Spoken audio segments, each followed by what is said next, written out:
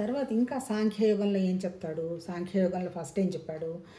పరమాత్మతత్వం అంటే వ్యక్తం కాకుండా ఉన్నటువంటి శక్తి. ఆత్మకి చావు లేదు, పుట్టుక లేదు.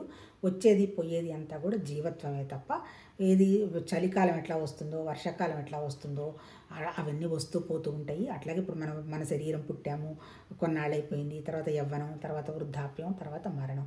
ఇవన్నీ ఏంటి? పాత చొక్కాపై కొత్త చొక్కా వచ్చినట్టే శరీరానికే, కానీ భగవతత్వానికి అవన్నీ ఏమీ లేవయ్యా. ఉన్నదంతా పరమాత్మతత్వమే. అంతా అదంతా మన దగ్గరే ఉంది. నీదేం లేదు, నువ్వు చంపటమో నువ్వు చావటమో లేకపోతే నేనే అంత చేశాను అని నువ్వేం ఫీల్ అవ్వక్కర్లేదు అంటాడు. దానికి ఏమని అడుగుతాడు అప్పుడు? అంతా బాగానే ఉంది చెప్పావు, కానీ నాకేం సరిగా అర్థం కావడం లేదు. మరి నా సంగతి తెలుస్తోంది కదా, నా శరీరం తెలుస్తుంది, నా కోరికలు తెలుస్తున్నాయి, ఇవన్నీ మరి నేనేలా గ్రహించాలి అని అడుగుతాడు. దానికి ఆయన ఏం చెప్తాడంటే, నీకు పోనీలే ఇంకా నువ్వు ఆ స్థితికి రావాలి అంటే నువ్వు కర్మ యోగాన్ని పాటించు, అప్పుడు తెలుస్తుంది అని ఏం చెప్పాడు. కర్మయోగం అంటే ఏంటి?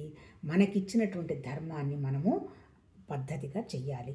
ఎప్పుడైతే మన ధర్మాన్ని మనం పాటిస్తామో అల్టిమేట్గా ఏమొస్తుంది? ధర్మాన్ని మనం పాటించినందువల్ల మనకు వచ్చేది ఏంటి? కర్మయోగం వల్ల, నిష్కామ కర్మ చేసినందువల్ల కూడా మన మనసుకు ఒక నిశ్చలత వస్తుంది. ఇప్పుడు చూడండి, ఏ విషయమైనా మాకు అర్థం కాలేదు అంటారు. ఎందుకు అర్థం కాదు అంటే మనసుకి ఆ అర్థం చేసుకునే శక్తి లేదు. ఎందుకు? మనసు ఎప్పుడు కూడా ఈ ఇంద్రియాలను చుట్టుకొని పరిగెడుతోంది. బయట ప్రపంచం మీదనే దీనికి ధ్యాస తప్ప లోపలికి విషయం దీనికి గ్రహించేంతవరకు శక్తి లేదు. నిశ్చలంగా కాసేపు కూర్చోలేదు ఒక గంట. మరి అలాంటప్పుడు ఎలా అర్థం అవుతాయి?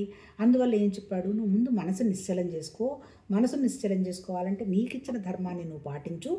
ఎప్పుడైతే నీ ధర్మాన్ని నువ్వు పాటిస్తావో ఆ తర్వాత చేసే ఏ పనిలో కూడా నేనే చేస్తున్నాను అనేటువంటి ఫలితానికి వాటికి వెళ్లకుండా ఉంటావో ఆటోమేటిక్గా. ఎందుకంటే నీకు అలవాటు అయిపోతుంది. అంటే ఇప్పుడు మనం ఏ పని చేసినా ఏం చేస్తాము? మన ఇంద్రియాలకు అనుగుణంగానే పని చేసేట్టుగా మన మనసు మనకి డైరెక్షన్స్ ఇస్తుంది. అంతే కదా. కళ్ళు చూస్తాయా? కళ్ళు ఎన్ని చూడగలుగుతాయి? ఎంత చూసినా కంటికి ఇది స్పెసిఫిక్గా చూసే లక్షణం కంటికి లేదు. స్పెసిఫిక్గా వాసన చూసే లక్షణం ముక్కుకు లేదు. అట్లాగే స్పెసిఫిక్గా అంటే ఏంటి? స్పెసిఫిక్ అంటే ఏంటంటే ఇదేనని చెప్పే లక్షణం పాపం మన పంచేంద్రియాలకి తెలియదు. కాకపోతే ఇది అది అని చెప్పేది ఎవరు? మన మనసు చెప్తుంది. మనసు ఎట్లా చెప్తుంది? మనకెక్కడో లోపల జ్ఞాపకాలు ఉంటాయి. ఆ జ్ఞాపకాలకు అనుగుణంగానే వీళ్ళు మంచివాళ్ళు కాదు, వాళ్ళు మంచివాళ్ళు అని చెప్తుంది. అంటే అర్థం ఏంటి? లేదా ఈ వస్తువు మంచిది కాదు, ఆ వస్తువు మంచిది కాదు అని చెప్తుంది.